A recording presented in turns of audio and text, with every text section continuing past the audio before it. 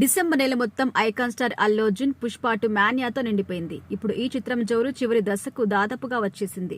ఈ Christmas new year తో ఈ సినిమా రన్ పూర్తయినట్టు. ఆ తర్వాత కూడా కలెక్షన్స్ వస్తాయి, కానీ ఇప్పుడుకొచ్చిన రేంజ్ వసూలు మాత్రం కష్టం. బిజీగా గడుపుతున్న లైఫ్ లో చిన్న బ్రేక్ తీసుకుని ఫ్యామిలీ మరియు ఫ్రెండ్స్ తో ఎంజాయ్ చేయాలి అనుకుంటున్నారా? అయితే వెంటనే ఆర్మీ వెకేషన్స్ ప్రైవేట్ లిమిటెడ్ ని సంప్రదించండి. వీరి దగ్గర సరికొత్త ఆఫర్స్ మరియు స్పెషల్ ప్యాకేజెస్ ఉన్నాయి. మరిన్ని డీటెయిల్స్ కోసం సంప్రదించండి 7997979960 అలాగే 61. అయితే ఇప్పుడు నెమ్మదిగా global star Ram Charan game changer Manya start అవుతుంది. ఇప్పటికే ఈ సినిమాకి సంబంధించిన అడ్వాన్స్ బుకింగ్స్ ఓవర్సీస్ లో మొదలైపోయాయి.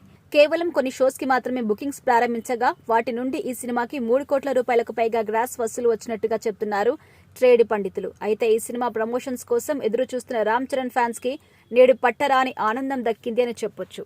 ఈ సినిమాకి సంబంధించిన మొదటి ఈవెంట్ నేడు నార్త్ అమెరికాలోని డల్లాస్ ప్రాంతంలో చేశారు. రామ్ చరణ్ శంకర్ తో పాటు మూవీ టీం మొత్తం ఈ ఈవెంట్ లో పాల్గొని సినిమా గురించి అద్భుతంగా మాట్లాడారు. వీళ్ళు మాట్లాడిన మాటలు చూస్తుంటే రామ్ చరణ్ మరోసారి పాన్ వరల్డ్ బాక్స్ ఆఫీస్ ని షేక్ చేసేలాగా ఉన్నారు.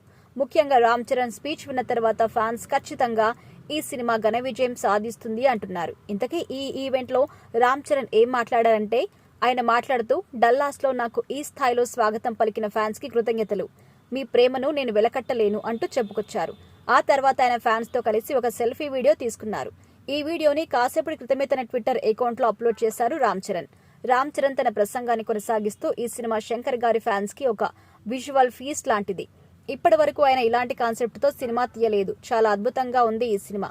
బయట ఆయన ఎలా ఉంటాడో ఈ సినిమాలో కూడా అంతే వైల్డ్ గా ఉన్నట్టుగా అనిపించింది. మా ఇద్దరి మధ్య వచ్చే సన్నివేశాలు వేరే లెవెల్లో ఉంటాయి. నా కెరియర్ లో చిరస్థాయిగా నిలిచిపోయే ఇలాంటి సన్నివేశాలను ఇచ్చినందుకు శంకర్ గారికి కృతజ్ఞతలు అంటూ చెప్పుకొచ్చాడు. ఆ తర్వాత అభిమానులందరూ ఓజీ ఓజీ అని అరుస్తుండగా దానికి రామ్ చరణ్ సమాధానం చెప్తూ, నేను కూడా మీలాగే ఆ సినిమా కోసం వెయిట్ చేస్తున్నాను అంటూ, గేమ్ చేంజర్ సినిమా సంక్రాంతికి రాకపోయిందంటే బాబాయ్ని పట్టుబట్టి ఓజీ సినిమాని సంక్రాంతికి విడుదల చేయించేవాడిని అంటూ చెప్పుకొచ్చారు రామ్ చరణ్.